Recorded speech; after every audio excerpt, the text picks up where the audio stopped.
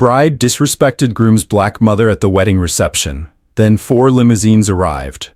Nobody moved for 3 full seconds. Not the 200 guests seated at round tables draped in ivory linen. Not the wedding photographer whose camera was still raised. Not the DJ whose hand was frozen above his mixer. Not Brandon Calloway, who was standing 6 feet from his mother with a champagne flute in his hand and an expression on his face that would take him years to fully describe. Nobody moved because nobody could process, in real time, what had just happened in the middle of the Piedmont Room at the Four Seasons Hotel in Atlanta, Georgia, on what was supposed to be the happiest night of his life.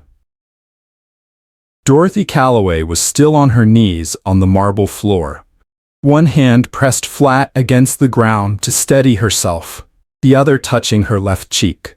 She was 62 years old. She had come out of a bathroom corridor, carrying a small plate of hors d'oeuvres she had picked up from a passing tray, heading back toward her table, when Ashley Hargrove, her son's bride of exactly 4 hours, had come sweeping around the corner in 11 pounds of Vera Wang, seen a dark smudge on the hem of her dress that may or may not have come from Dorothy's shoe, and done 2 things in rapid succession that the room would not stop talking about for the rest of the year. She had grabbed Dorothy by the arm, and she had slapped her across the face. "You clumsy, stupid woman," Ashley had said, loud enough for the nearest 4 tables to hear every syllable. "Do you have any idea what this dress cost? Of course you don't. People like you don't even know what things like this cost." The DJ's hand finally came off the mixer. The music stopped. Dorothy looked up at her son's wife from the marble floor with an expression that was not hurt and was not rage. It was something quieter and considerably more dangerous than either of those things. She reached up, smoothed the front of her modest navy dress with both hands, and stood up slowly. She did not cry. She did not raise her voice. She reached into her small clutch purse, withdrew her phone, typed 11 words, and pressed send. Then she looked at Ashley Hargrove Calloway with the patience of a woman who has spent a lifetime letting rooms like this one catch up to what she already knows. "Baby," she said softly, "you just made a very expensive mistake." 4 minutes later, the venue coordinator appeared at the main entrance doors, visibly flustered, leaning toward the event manager with something urgent. Outside, through the floor-to-ceiling windows of the Piedmont Room, headlights were sweeping across the Four Seasons driveway. 1 limousine, then another, then 2 more. 4 black limousines, idling in a row at the entrance of one of Atlanta's most expensive hotels, and stepping out of them, one by one, were people whose arrival made the bride's father set down his champagne glass and go the specific shade of pale that has nothing to do with the lighting. To understand what those 4 limousines meant, you need to understand who Dorothy Calloway really was, and why she had spent 62 years making sure that people like Ashley Hargrove never found out. Until it was exactly the right moment. There is a specific kind of wealth that does not announce itself. It does not arrive in a loud car. It does not wear its price tags on the outside. It does not need the room to know its name before it walks in, because it has long since stopped deriving power from whether the room knows its name or not. Dorothy Calloway was that kind of wealth. But before the wealth, before the portfolio and the properties and the name that made grown men in boardrooms straighten their ties without being asked, there was a girl named Dorothy Mae Hughes growing up in a 2-bedroom house on Jonesboro Road in the South Atlanta neighborhood of Thomasville Heights, in a house where the hot water worked 3 weeks out of 4, and the 4th week you heated it on the stove and you did not complain about it, because complaining required energy her mother needed for other things. Her mother, Cora Hughes, cleaned houses for a living, 6 days a week. She left before Dorothy woke up and came home after dark, smelling like other people's cleaning products, and she still somehow managed to have dinner on the table every night by 7, and ask Dorothy about her homework with genuine interest in the answers. Cora Hughes was the hardest working woman Dorothy had ever known, and she was paid approximately 1/8 of what she was worth for every year of it. Dorothy watched that math her entire childhood. She decided, somewhere around age 11, sitting at the kitchen table, doing long division, while her mother soaked her feet in a plastic tub, that she was going to learn every system that had ever been used to keep a woman like Cora Hughes small, and then she was going to master every single one of them. Not out of bitterness, out of intention. She went to Spelman College on a full academic scholarship. Economics major. She graduated 3rd in her class and turned down 2 corporate offers to take a junior position at a small black-owned real estate investment firm in Atlanta that most of her classmates had never heard of. Because the senior partner, a 67-year-old man named Mr. Cecil Drummond, was the only person who had interviewed her and talked about building something rather than joining something. And Dorothy Hughes had not come this far to join something. She had come to build. She spent 8 years learning everything Cecil Drummond knew. Then she spent 2 years quietly identifying everything he had missed. Then, at 34 years old, with $80,000 in savings and a business plan she had been rewriting every Sunday morning for 3 years, she thanked Mr. Drummond for everything, shook his hand, walked out of his office, and opened Calloway Capital Group on the 4th floor of a building on Peachtree Street in Midtown Atlanta. She was the only employee for the first 11 months. She worked 18 hours a day. She took meetings nobody else wanted to take, in neighborhoods nobody else wanted to touch, on properties that looked like liabilities to everyone except Dorothy, who had grown up understanding that the distance between what something was worth and what someone was willing to pay for it was not a problem. It was a business model. By year 3, Calloway Capital had $40 million in assets under management. By year 7, $340 million. By the time her son Brandon was in high school, Dorothy Calloway was quietly one of the most significant real estate investors in the southeastern United States. With a portfolio spanning Atlanta, Charlotte, Nashville, and Birmingham, a client list that included 3 Fortune 500 companies and 2 sovereign wealth funds, and a personal net worth that her accountant had once described, with visible discomfort at the understatement, as considerable. She told nobody, not as a strategy exactly, as a philosophy. She had watched too many people spend their wealth, performing their wealth, building the appearance of power rather than the thing itself. She drove a 7-year-old Lexus. She shopped at department stores. She sat in coach on domestic flights because she genuinely could not justify the math of first class for a 2-hour trip. She lived in a 4-bedroom house in Decatur that her neighbors assumed she'd bought on a teacher's salary, which she found privately amusing. "Mama, why don't you just tell people?" Brandon had asked her once when he was 17. After a neighbor had offered to help her apply for a home repair grant she did not remotely need. Dorothy had looked at her son over the kitchen table. The same posture, the same kitchen table energy, the same deliberate stillness that Cora Hughes had taught by example 40 years earlier, and said something Brandon would carry for the rest of his life. "Baby, the people who matter find out eventually. And the people who don't matter, I'd rather know who they are before they find out. Folks will show you exactly who they are when they think you have nothing. Let them." Brandon had nodded. He was 17. He had not fully understood it yet.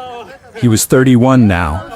Standing in the Piedmont Room at the Four Seasons Hotel in Atlanta, in a tuxedo that had taken him 3 fittings to get right, watching his new wife's handprint fade slowly on his mother's left cheek. He understood it now. Brandon Calloway had met Ashley Hargrove 2 years earlier at a rooftop fundraiser in Buckhead, the kind of event where the cause was secondary to the networking, and everyone understood that without saying it out loud. Ashley was 28, luminous, in the specific way of a woman who had grown up in rooms where luminous was expected, with a laugh that arrived like weather, and a way of paying attention to you that made you feel, at least temporarily, like the most interesting person she had encountered in years. She was the daughter of Gerald Hargrove, that Gerald Hargrove as people in Atlanta's old money circles said it, with the particular emphasis that communicated a specific social geography. Gerald Hargrove had built a construction empire over 40 years. He sat on 3 civic boards, golfed with 2 senators, and had the specific confidence of a man who had never once in his adult life walked into a room and wondered whether he belonged there. When Brandon brought Ashley home for the first time, Dorothy made pot roast and sweet potato pie and set the table with the everyday dishes. Not the good ones, the everyday ones. And she sat across from Ashley Hargrove for 3 hours, and she listened more than she spoke. She asked about Ashley's work. She was in event planning, which she described as her passion project, while her father's money absorbed the months it didn't turn a profit. She asked about her family. She asked about her plans. She watched Ashley's eyes move around the Decatur house, the modest living room, the department store furniture, the 7-year-old Lexus visible through the front window, and she watched something settle in Ashley's expression that Dorothy recognized immediately.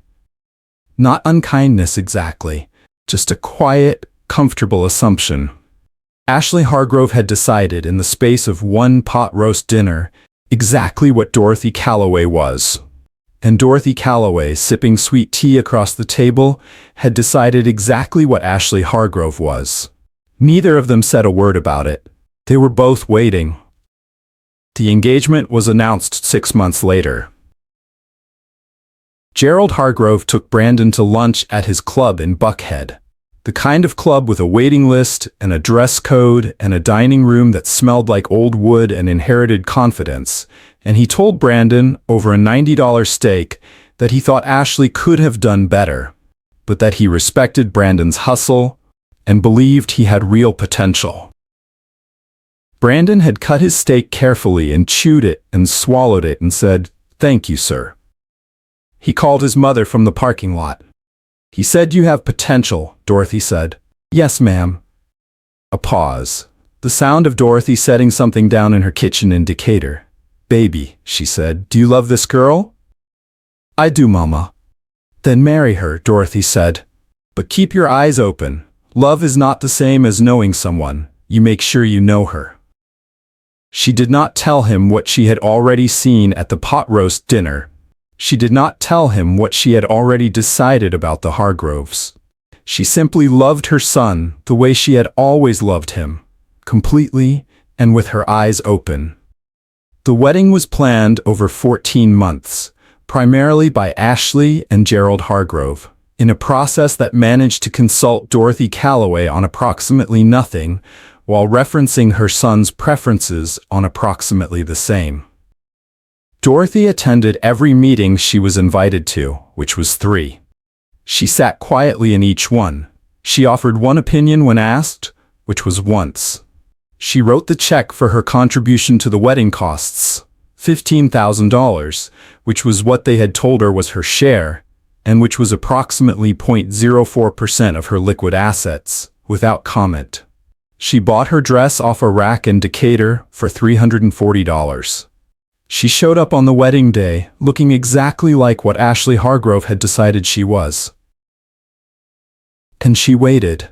The wedding ceremony itself was beautiful. That was the most painful part, that it was genuinely, undeniably beautiful. The kind of ceremony that made people in the 3rd row cry without knowing exactly why. The kind where the light came through the stained glass of the Buckhead Chapel at an angle that made everything look like it had been planned by someone with access to better lighting equipment than God usually provides on a Saturday afternoon in April. Brandon cried when Ashley came down the aisle. Dorothy watched her son cry, and she felt the specific, complicated love of a mother who wants her child's happiness so completely that she is willing to set aside everything she has already seen in order to give that happiness every possible chance. She sat in the front pew in her $340 navy dress with her silver locks pinned back and her hands folded in her lap, and she prayed, quietly and genuinely, that she had been wrong about Ashley Hargrove. She had not been wrong. The reception at the Four Seasons Piedmont Room began at 6:30. The room was extraordinary. 200 guests at 20 tables draped in ivory linen, centerpieces that Ashley had flown in from a florist in New York, a 16-piece band that Gerald Hargrove had hired because he believed a DJ was what people did when they couldn't afford a band. The ceiling was strung with warm white lights that turned the entire room amber and gold. The champagne was French. The menu had been designed by a private chef whose name Gerald had mentioned, unprompted, to at least 11 people during the cocktail hour. The Calloway side occupied 3 tables near the center of the room. Dorothy's sister Renata was there, and her brother James, and 6 cousins who had driven up from Macon and Savannah, and one from as far as Birmingham. They were dressed well, laughing loudly, the particular warmth of a family that had not all been in the same room in 2 years and was making the most of the occasion. The Hargrove side occupied 8 tables on the preferred side of the room, closer to the band, closer to the head table, closer to the champagne service that seemed to reach their side first every round. Dorothy noticed all of it. She noticed the seating arrangement that had placed her, the groom's mother, at a table that was technically central, but practically peripheral, angled just enough away from the head table that she would appear in approximately none of the professional photographs without a photographer specifically repositioning. She noticed that the place card at her seat had her name spelled Dorothy. She noticed that the Hargrove family's toasts had been given individual microphone time, while the Calloway family's designated speaker, Dorothy's brother James, who had prepared remarks that had made Dorothy tear up when he rehearsed them over the phone, had been informed by the event coordinator 40 minutes before the reception began that the program was running long and the family toasts would need to be consolidated. James had looked at Dorothy across the parking lot when they told him. Dorothy had put her hand on his arm.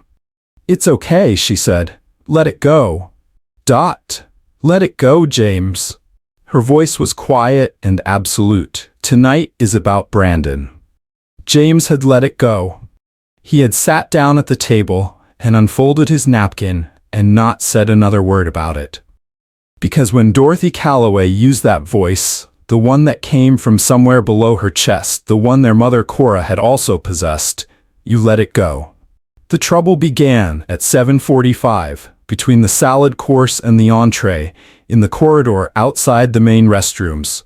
The kind of trouble that starts small and private and becomes large and public faster than anyone in the room is prepared for.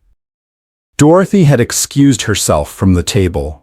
She had taken a small plate of past hors d'oeuvres from a tray, a single stuffed mushroom and 2 shrimp, the kind of thing you eat standing up when the dinner service is running 40 minutes behind, and was making her way back toward the reception hall through the marble corridor when she heard the rustle of fabric and the sharp percussion of heels on stone, and turned to find Ashley Hargrove coming around the corner at full speed, 11 pounds of Vera Wang fanning out behind her. Veil trailing, the specific forward momentum of a bride who has not yet learned that a wedding dress is not built for corners. They did not collide. Not exactly. Dorothy stepped aside. But the hem of Ashley's dress, moving at a different speed than the rest of her, swept across the toe of Dorothy's low-heeled shoe, and Ashley looked down at the contact. And then she looked at the hem of her dress, and she saw something there that may have been a scuff, or may have been a shadow, or may have been the particular way ivory fabric looks under corridor lighting when a bride has been wearing it for 4 hours and dancing in it for 40 minutes. What Ashley Hargrove chose to believe it was, that was the decision that changed everything. She grabbed Dorothy's arm above the elbow. Hard. The plate of hors d'oeuvres tilted. The shrimp hit the marble floor. "What did you do?" Ashley's voice was a hiss, low and tight, the voice of a woman trying to contain something that was already past containing. "Ashley," Dorothy started. "Look at my dress." Ashley's grip tightened. "Look at what you did to my dress." "Sweetheart, I don't think I." What happened next took less than 2 seconds. Ashley Hargrove released Dorothy's arm, drew her right hand back, and slapped Dorothy Calloway across the left cheek with the open palm of a woman who had spent her entire life in rooms where she was never told no, and had, therefore, never developed the muscle memory for restraint. The sound was flat and sharp and specific. The kind of sound that cuts through ambient noise and conversation, and a 16-piece band playing 40 feet away because certain frequencies bypass the brain entirely and go straight to the spine. Dorothy's hand went to her cheek. Her body turned with the impact, one knee dropping toward the marble before she caught herself, her free hand pressing flat against the corridor wall. The plate shattered on the floor. 2 things happened simultaneously in the corridor. A bridesmaid named Kelsey, who had been coming out of the restroom behind Ashley, froze in the doorway with her hands still on the door, her mouth open, her phone, which she had been looking at when she walked out, suddenly forgotten in her hand. And Brandon Calloway, who had come looking for his wife after she had been gone for 6 minutes and had followed the sound of heels on marble around the corner, stopped walking. He stood 10 feet away and looked at his mother on one knee against the wall and his wife standing over her with her hands still raised, and he said nothing. For 4 seconds he said absolutely nothing. Then Ashley turned and saw him. "Brandon." She lowered her hand. Her voice shifted immediately into explanation mode, the rapid, pre-assembled justification of someone who has already started constructing the version of events they prefer. "She scuffed my dress? I reacted. I didn't mean to." "Go back to the reception," Brandon said. His voice was so quiet that Kelsey, still frozen in the restroom doorway, later told 3 separate people that she had to read his lips to be certain of the words. "Brandon, listen to me. Ashley." He said her name like a period at the end of a sentence. "Go back to the reception." Ashley Hargrove Calloway looked at her husband for a long moment. Then she gathered her dress in both hands and walked back toward the Piedmont Room without another word, her heels on the marble growing quieter with each step until the corridor was silent. Brandon crossed to his mother in 3 steps. He crouched down to where she was still steadying herself against the wall and put both hands on her shoulders. "Mama, I'm fine," Dorothy said immediately. She was already straightening, already smoothing the front of her navy dress with the automatic composure of a woman who had been smoothing herself back into shape after hard moments for 62 years. "You're not fine." Brandon. Dorothy put her hand flat against her son's face, the way she had done since he was 3 years old. She looked at him with eyes that were clear and dry and entirely decided. "I am fine. Help me up." He helped her up. She stood. She reached up and touched her cheek once, lightly with 2 fingers. Then she opened her clutch purse, took out her phone, and typed 11 words without looking up. Brandon watched her type. "Mama, what are you doing?" Dorothy pressed send. She dropped the phone back into her purse and snapped it shut with the small, decisive click of a woman who has just made a decision that cannot be unmade. She looked at her son. "I've been patient for 14 months, she said. I sat in 3 meetings. I wrote a check. I let them spell my name wrong on my own seat. I let them cut James's speech. She smoothed her dress one final time. I gave this every chance I had in me. She took Brandon's arm. Now take me back to my table, she said, and let's see what the next few minutes bring. They walked back into the Piedmont Room together, Dorothy's hand in the crook of her son's arm, her chin level, her pace unhurried, her expression carrying the specific serenity of a woman who has just sent a text message that is currently being read by someone who will not need to be asked twice. The reception was mid-course. The band was playing, the champagne was circulating. Ashley was already back at the head table, composure reconstructed, leaning toward her maid of honor with something animated and low-voiced that made the maid of honor nod with the particular energy of someone being given a version of events they have been asked to corroborate.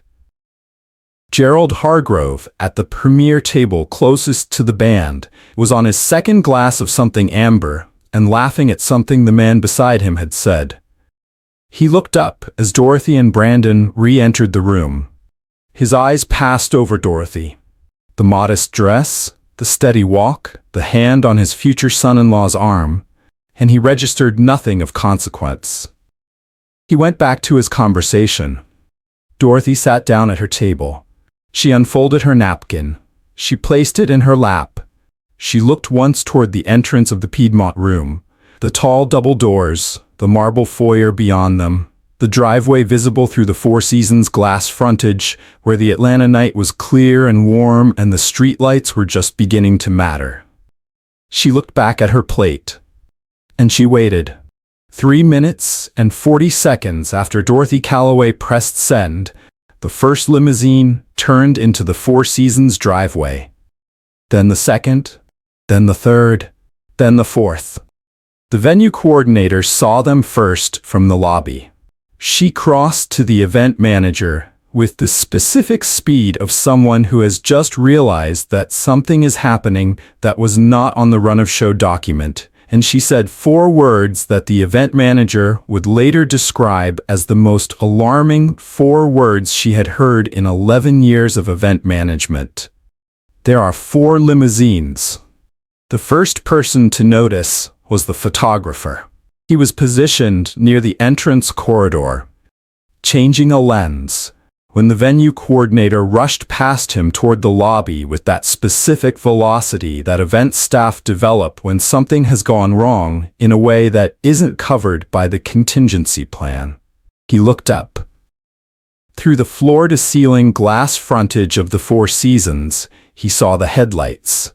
4 sets of them arranged in a perfect line along the curved driveway, idling with the particular patience of vehicles that have been sent rather than arrived.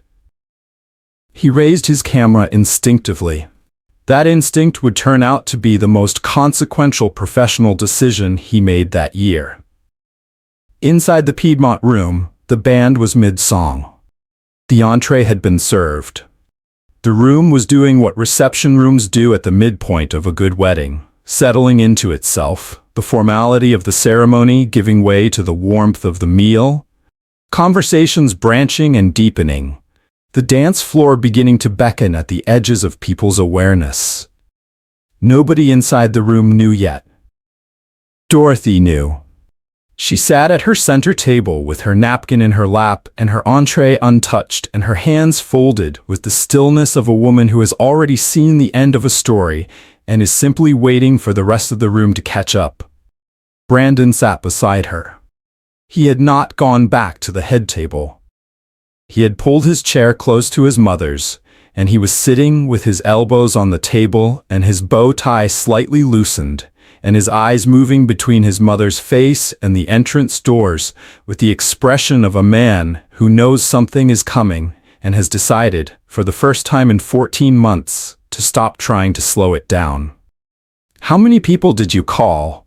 he asked quietly. Dorothy picked up her water glass. "Enough," she said.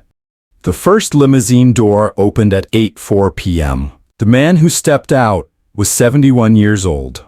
His name was Cecil Drummond. The same Cecil Drummond, who had given a 26-year-old Dorothy Hughes her first real job in real estate finance, who'd watched her outgrow his firm with a pride that had no envy in it, who'd been the first person she called when Calloway Capital crossed $100 million in assets under management. He was dressed in a midnight blue suit with a pocket square that matched exactly, moving with the careful dignity of a man who understood that an entrance was a form of communication. Behind him stepped his wife, Miriam, 68 years old, pearls and purpose. Behind Miriam stepped 4 other people, 2 couples, both of whom had been sitting on planes or in cars within 20 minutes of receiving Dorothy's text, because when Dorothy Calloway sent a message that said Piedmont Room, 4 Seasons Atlanta. Now, the people who knew her did not ask questions. They moved. The second limousine opened 30 seconds later. Dorothy's sister Renata, already inside the reception, felt her phone vibrate in her clutch. She looked at the screen under the table. She read 3 words. She looked up at Dorothy across the room. Dorothy did not look back. She was watching her water glass. Renata stood up from the Calloway family table, smoothed her dress, and walked with quiet purpose toward the Piedmont Room entrance. Her husband followed without being told. 2 cousins who had also checked their phones stood up a beat later. Then another. Then another. The Calloway family, in 1s and 2s, began drifting toward the entrance of the room with the unhurried coordination of people who had been part of this family long enough to recognize a Dorothy Calloway moment when it arrived. Gerald Hargrove, deep in conversation at the premier table, did not notice. Ashley, at the head table, was laughing at something her college roommate had said. The band played on. The third limousine carried 2 women and 1 man who had flown into Hartsfield-Jackson that afternoon for a different engagement entirely. A Sunday morning board meeting that had been the only thing on their calendars when Dorothy's text arrived at 8:01 p.m. They had looked at their phones. They had looked at each other. The man had said 4 words, "We owe her this," and they had redirected their driver. Their names were not famous in the way that athletes or entertainers are famous. They were famous in the specific, rarefied way of people whose decisions moved money in quantities that made headlines, without the people themselves ever appearing in them. One of the women sat on the board of a sovereign wealth fund that had been one of Calloway Capital's institutional clients for 7 years. The man was a senior partner at a private equity firm in New York, whose name Gerald Hargrove had been trying to get a meeting with for 3 years through intermediaries who had never once mentioned that the connection he was looking for ran directly through the modest woman in the navy dress sitting at the center table of his daughter's wedding reception. The 4th limousine carried Dorothy's children, not Brandon, her other children, the ones Ashley Hargrove had not known existed because nobody had thought to mention them, and Ashley had not thought to ask. A daughter, Camille, 38 years old, a federal judge in the Northern District of Georgia, who had been at a dinner in Midtown when the text arrived and had left before the entree. A second son, Andre, 35, who ran the Birmingham office of Calloway Capital, and had been on I-20 heading home when his phone lit up and had simply turned around. And the youngest, Simone, 29, who was doing her residency at Emory University Hospital and had traded her on-call shift with a colleague within 6 minutes of reading the message, because there were exactly 2 things in her life that she considered non-negotiable, and her mother was both of them. They came through the 4 Seasons lobby together, the 4 of them, walking with the particular ease of people who had grown up watching their mother navigate rooms and had absorbed by proximity and repetition exactly how it was done. The Piedmont Room's double entrance doors opened at 8:11 p.m. Cecil Drummond walked in first. Then Miriam. Then the others, in a steady stream, that the photographer, still positioned near the entrance, still shooting, with the instinct of someone who understood that he was documenting something that would outlast the wedding album, captured in a sequence of frames that he would later describe as the most extraordinary 11 minutes of his professional career. The band, to their credit, kept playing for approximately 45 seconds after the doors opened. Then, the bandleader, a veteran of Atlanta's event circuit who had played enough rooms to know when a room had changed, brought the song to a natural close and did not start the next one.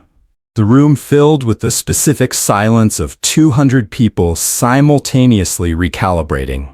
Gerald Hargrove looked up from his table. He saw Cecil Drummond first. He recognized him.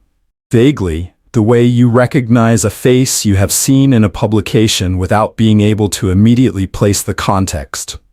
Then the context arrived, and Gerald set down his amber glass.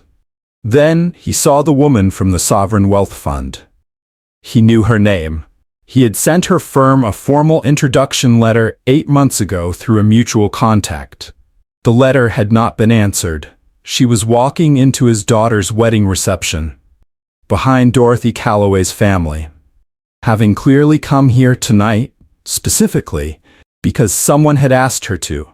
Gerald Hargrove's jaw did a thing that jaws do when a man is trying to maintain an expression while the ground beneath it is shifting. Then the 4th limousine's passengers came through the doors. The federal judge first, Camille Calloway, in a black dress that she had been wearing to dinner and had not changed because there had not been time, her judicial composure sitting on her face like something structural rather than performed. Then Andre.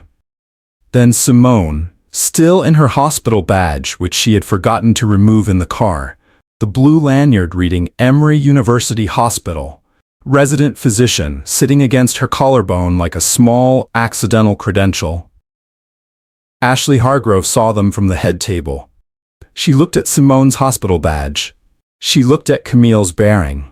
She looked at Andre, who had his mother's eyes and his mother's stillness, and was scanning the room with the practiced calm of a man who managed a 9-figure portfolio and had learned from childhood exactly where to look when he walked into an unfamiliar room. Then Ashley looked at Dorothy. Dorothy was already looking back at her. She had not turned in her chair dramatically. She had not stood up. She had simply, at some point in the last 3 minutes, turned slightly toward the entrance. And now her eyes were on her daughter-in-law across the length of the Piedmont Room, with an expression that was not triumph and was not anger and was not satisfaction in the way that small people experience satisfaction. It was recognition. The same expression she had worn in the corridor 40 minutes ago, looking up from the marble floor. I already knew. Cecil Drummond crossed the room toward Dorothy's table. He bent down and kissed her cheek, the left one, the one that still held the ghost of Ashley's handprint, with the deference of a man greeting someone he genuinely revered. "You should have called sooner," he said quietly. "I was hoping I wouldn't need to," Dorothy said. He pulled out the empty chair beside her and sat down. Miriam took the next one. The room watched. Gerald Hargrove stood up from his table. He was not sure why he stood up. It was a physical response to a social situation his body had registered before his mind had fully processed it. The instinct of a man who has spent 40 years understanding power dynamics and has just walked into one he did not see coming. He crossed the room toward Cecil Drummond. His hand was already extended. "Cecil," he said, with the particular warmth of a man deploying a first name he was not certain he had earned. "I didn't know you and Dorothy knew each other." Cecil looked at Gerald's extended hand. He looked at it for precisely long enough that the looking became its own answer. Then he shook it, briefly, without standing. "Dorothy gave me some of my best years in this business," Cecil said simply. "There is not a room in this city I would not walk into for her." Gerald processed this. "You two worked together?" She worked for me, Cecil said, for about 8 years. Then she went and built something considerably larger than what I had. He picked up a water glass from the table. I've been trying to catch up ever since. Gerald Hargrove looked at Dorothy.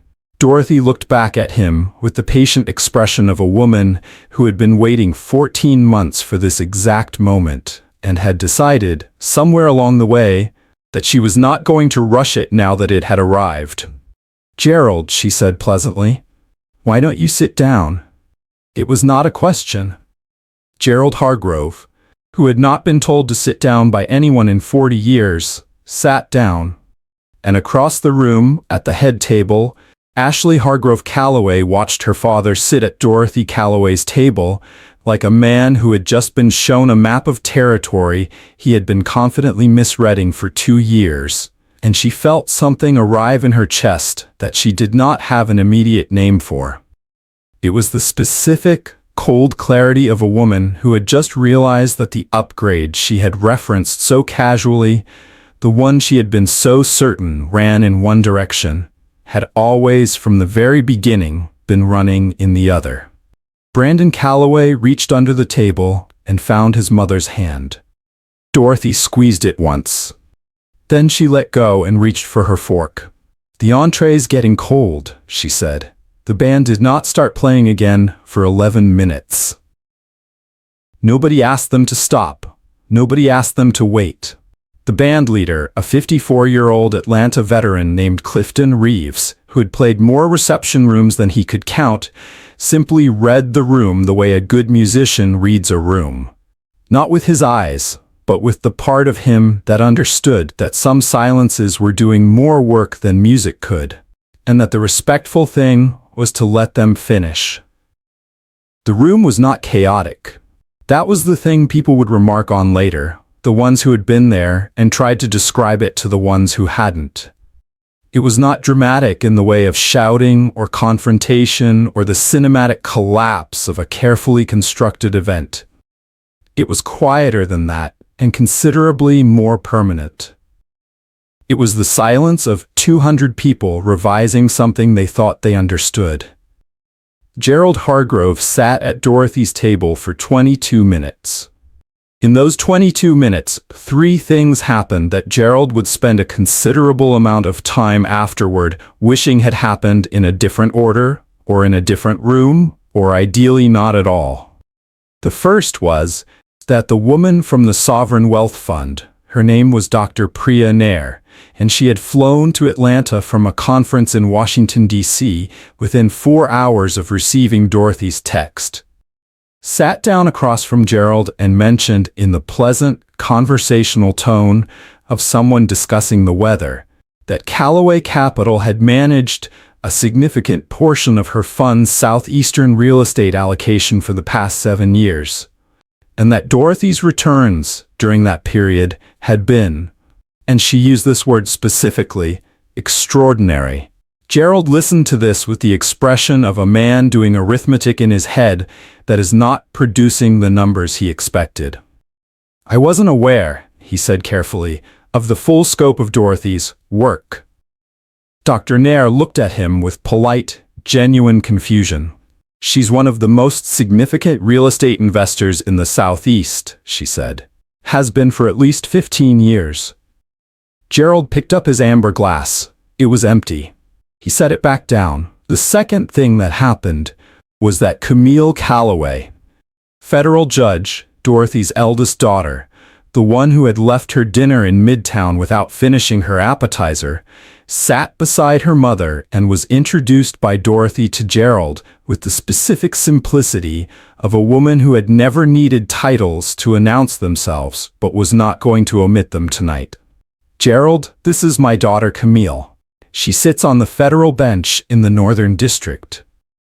Gerald shook Camille's hand. He looked at her judicial bearing, her composure, the particular way she occupied a chair, like someone who spent her professional life being the most authoritative presence in a room, and he said the only thing a man in his position could reasonably say. "It's a pleasure." "Likewise," Camille said. She looked at her mother's cheek. Something moved behind her eyes that she did not express verbally because she had been a judge long enough to understand that the most powerful responses are the ones you make people wait for. She looked back at Gerald. "My mother speaks very highly of your family," she said pleasantly. It was the most unsettling sentence Gerald Hargrove had heard in years, because its pleasantness was entirely genuine and its implications were entirely not. The third thing that happened was that Brandon's brother Andre sat down next to Gerald and, in the natural course of conversation that Gerald himself initiated, because Gerald Hargrove was a man who processed discomfort through networking, mentioned that he ran the Birmingham office of Calloway Capital. "How long have you been there?" Gerald asked. 6 years, Andre said. "We manage about $180 million in assets out of that office, mostly commercial and mixed use." Gerald nodded slowly. The arithmetic in his head had produced a number now. He did not say the number out loud. He simply sat with it, at Dorothy Calloway's table, in his daughter's wedding reception, wearing the expression of a man who has confidently described a painting for years and has just been shown the rest of the museum. Ashley Hargrove Calloway did not come to Dorothy's table. She sat at the head table for 40 minutes after the limousines arrived, and in those 40 minutes, she went through several distinct internal phases that her face, despite her best efforts, communicated with complete transparency to anyone watching closely enough. The first phase was dismissal. She leaned toward her maid of honor and said something low and sharp that made the maid of honor nod with less conviction than before. The second phase was recalculation. She watched her father sit down at Dorothy's table. She watched Cecil Drummond and Dr. Nair and the others arrange themselves around Dorothy with the easy deference of people in the presence of someone they genuinely respected. She watched her father pick up his empty glass and set it down again. The third phase was something that had no clean name, but lived in the vicinity of understanding, the slow, unwelcome arrival of context that reframes everything that came before it. She thought about the pot roast dinner in Decatur, the department store dress, the 7-year-old Lexus, the $15,000 check Dorothy had written without comment toward a wedding that had been planned entirely without her input. She thought about what she had said into the microphone at the head table 4 hours ago. Her voice amplified through the Piedmont Room speaker system to 200 people, about upgrades. She thought about the corridor, the main de fleur, her own hand. Brandon appeared at the head table at 8:47. He sat down beside his wife, not close, with the specific distance of a man who is present but not yet returned. He did not look at her immediately. He looked at the room, at his mother's table, at Cecil Drummond laughing at something Dorothy had said, at his sister Simone, who had found Renata and was deep in conversation with one hand still absently touching her hospital badge. Then he looked at Ashley. "Brandon," she started. "Not tonight," he said quietly. "Tonight is not the night for that conversation. I need you to understand what happened." Ashley, he said her name the same way he had said it in the corridor. Quiet. Final. A period. "I understand exactly what happened. I watched it happen." He picked up his water glass. "We will talk, but not tonight." Ashley looked at her husband. She looked at the man she had married 6 hours ago, the man she had loved genuinely, whatever else was true, and she saw something in his face that she had not fully seen before. Not anger, not coldness, something older and more considered than either. She saw his mother in him, the same stillness, the same patience, the same absolute, unperformable quality of a person who had been shaped by someone who knew exactly who they were. She had spent 2 years assuming that Brandon Calloway had married up. She was sitting beside the evidence that she had spent 2 years reading the entire situation upside down. She picked up her champagne flute. It was warm. She drank it anyway. At 9:15, Dorothy Calloway stood up from her table. The room did not go silent immediately. It went silent in the way that rooms go silent when they become aware. Gradually and then all at once that someone is standing who commands attention without requesting it. Table by table, conversation by conversation, until the Piedmont Room was quiet, and the band had stopped, and 200 people were looking at a 62-year-old woman in a $340 navy dress, standing at a center table, with her silver locks pinned back, and her hands folded in front of her, and the ghost of a handprint still fading on her left cheek. She had not planned to speak. That was the thing Brandon understood later. Thinking back on it, his mother had not walked in that evening with a speech prepared. Dorothy Calloway did not prepare speeches. She prepared herself, and then she spoke from that preparation, which was a different thing entirely. She looked around the room slowly. At her family, gathered now, filling the space around her table in a way they had not occupied at the beginning of the evening. At Cecil Drummond, who raised his water glass slightly in her direction. At Dr. Nair, who sat with her hands folded and her attention complete. At Gerald Hargrove, who was looking at the tablecloth with the expression of a man attempting to locate his dignity in the weave of the linen. At Ashley, at the head table, who was looking back at her with an expression that had moved, finally past all its prior phases, and arrived somewhere raw and undefended and honest. At Brandon, her son, 31 years old in a tuxedo that had taken 3 fittings, looking at her with the eyes he had been looking at her with since he was 3, like she was the most constant thing in a world that kept changing around him. Dorothy unfolded her hands. "I want to say something," she said. Her voice was clear and unhurried, the voice of a woman who had run boardrooms and closed deals and sat across tables from people who underestimated her for 30 years and had never once needed to raise her volume to be heard. "I want to say something, and then I want this band to play something good, because my family drove a long way tonight, and they deserve to dance." Quiet laughter from the Calloway side. Careful silence from the Hargrove side. "I grew up on Jonesboro Road," Dorothy said. "My mother cleaned other people's houses for 30 years. She was the hardest working woman I have ever known, and she was paid a fraction of what she deserved. And she never once complained about it because she was too busy making sure I had everything I needed to do something different." She paused. "I built my company because of my mother. Because I watched what happened when the world decided a woman had nothing to offer based on what she looked like and where she came from and what she was wearing. And I decided I was going to learn every room that had ever been closed to women like her. And I was going to open every single one of them." She looked at Ashley. Ashley did not look away.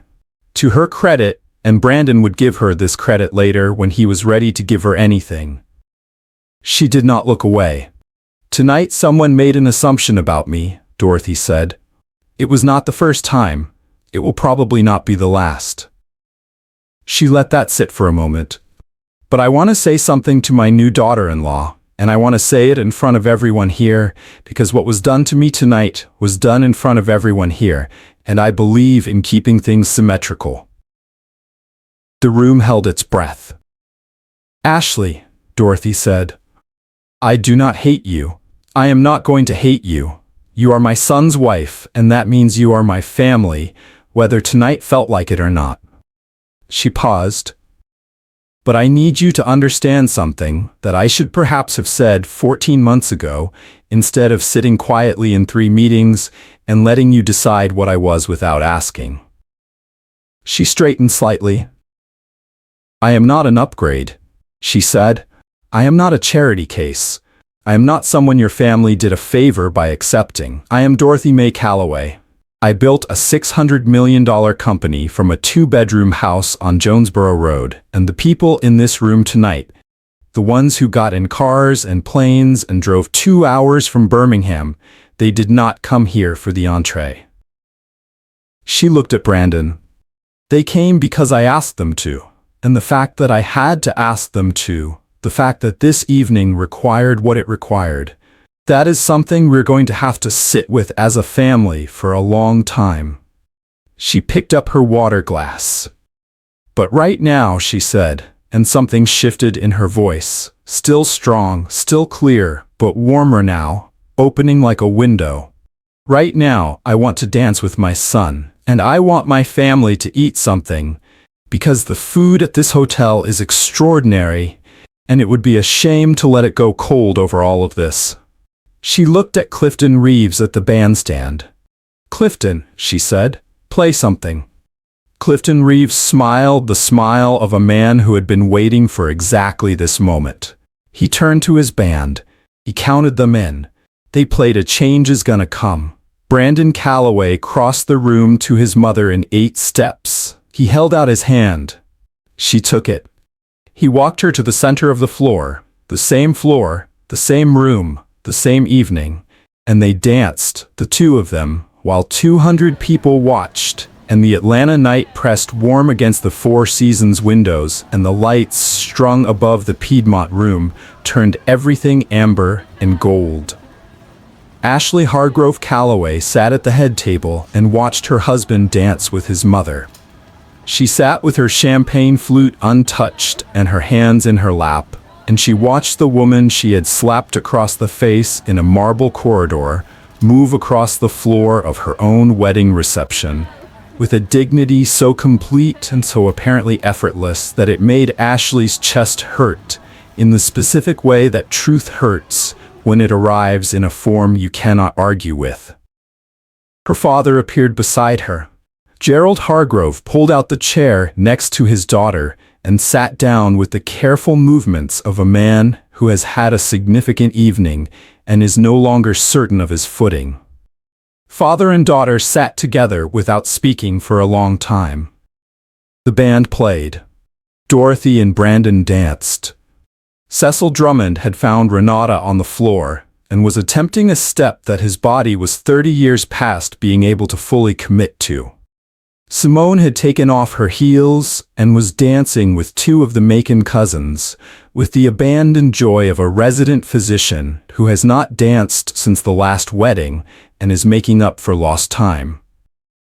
Andre stood near the edge of the floor with Dr. Nair, deep in conversation that had stopped being about Dorothy entirely and had become about something else, something professional, something that would result 3 months later in a phone call that would expand Callaway Capital's institutional client portfolio in a direction Dorothy had not anticipated but would not refuse. "Dad," Ashley said finally. "I know," Gerald said. "I didn't, Ashley." Gerald's voice was not unkind. It was the voice of a man who had spent 40 years being the most powerful person in most rooms and had spent the last 90 minutes sitting in a room that had quietly, comprehensively, and without a single raised voice, demonstrated that he had not been the most powerful person in this one. "I know." They sat with that. On the dance floor, Dorothy said something to Brandon that made him laugh.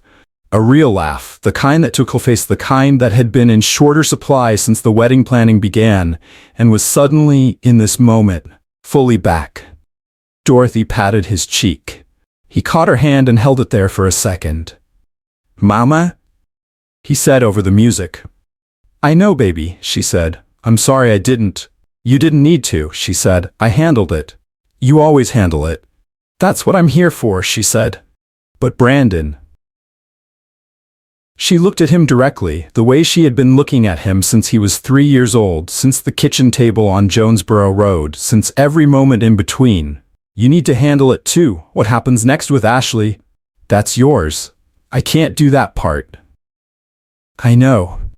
"She's not a bad person," Dorothy said. "She's an unexamined one. There's a difference. Unexamined people can learn." She paused. "Whether she wants to. That's the question you have to answer, not me." Brandon looked at his wife across the room. Ashley was looking back at him. The distance between them was the length of a reception hall and considerably more than that, and they both knew it and neither of them looked away. "I love her," Brandon said. "I know you do." Dorothy said, "Love her enough to tell her the truth about tonight. All of it. Don't let her build a softer version of what happened. That won't help either of you." The song moved toward its end. Dorothy rested her head briefly against her son's shoulder. Just for a moment, one measure of music, the gesture of a woman allowing herself one small private thing in the middle of a public evening.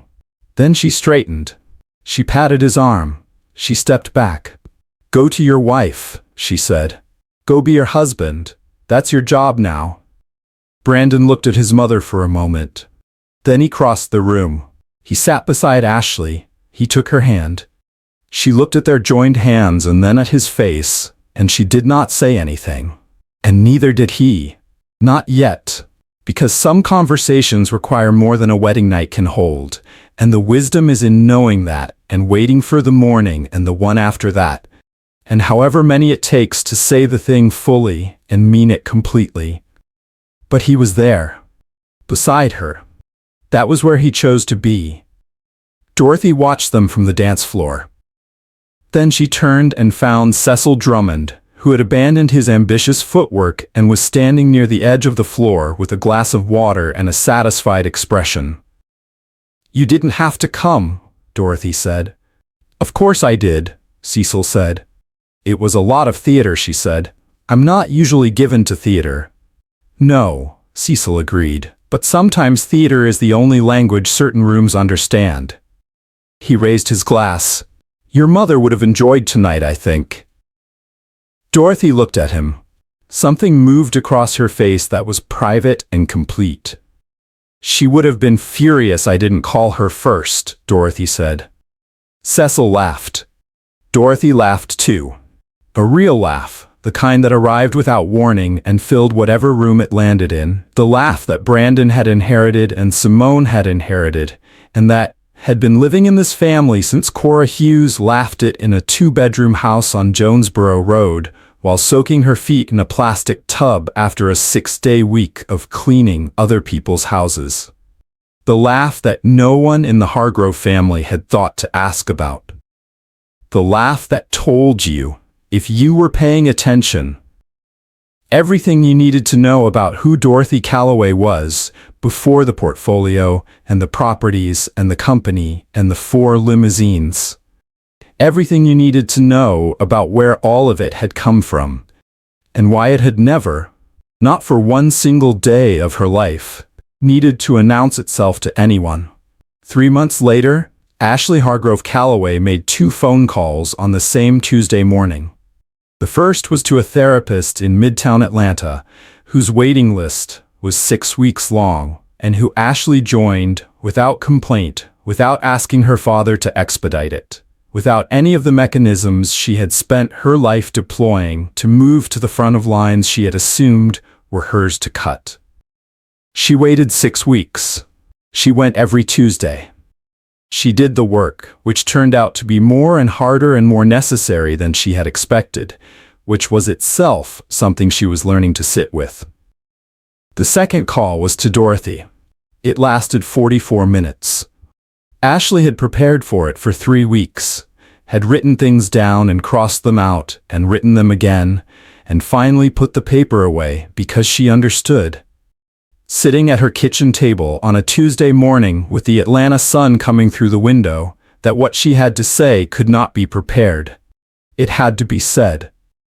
She said it. Dorothy listened. She did not interrupt. She did not offer easy absolution or perform forgiveness for the comfort of the person asking for it. She listened until Ashley was done and the line was quiet, and then she said 3 things. "I hear you. Thank you for calling. Come to dinner Sunday. Brandon knows the address." The photographer's images from the reception were published 6 weeks later in Atlanta Magazine's annual wedding feature. The editorial team had expected to lead with the ceremony, the chapel light, the vows, the first dance. Instead, they led with a single image taken at 8:11 p.m. in the Piedmont Room of the Four Seasons. Dorothy Calloway at her center table, silver locks pinned back, navy dress, hands folded. Around her, filling the frame, Cecil Drummond, Dr. Nair, Camille in her dinner dress, Andre with his mother's eyes, Simone with her hospital badge still on. Family and power arranged around a woman who had needed neither entrance nor announcement, looking directly at the camera with the expression she had worn in the marble corridor, the expression she had worn at the pot roast dinner in Decatur, the expression she had been wearing quietly and consistently her entire life. I already knew. The caption beneath the photograph reads simply, "Some rooms take a while to understand who's in them." Dorothy Calloway drove a 7-year-old Lexus. She bought her dress off a rack. She sat in 3 meetings, wrote a check, and let them spell her name wrong on her own seat at her own son's wedding. She did all of that because she had learned in a 2-bedroom house on Jonesboro Road that the people who matter find out eventually, and the people who don't matter will show you exactly who they are while they're still convinced you have nothing.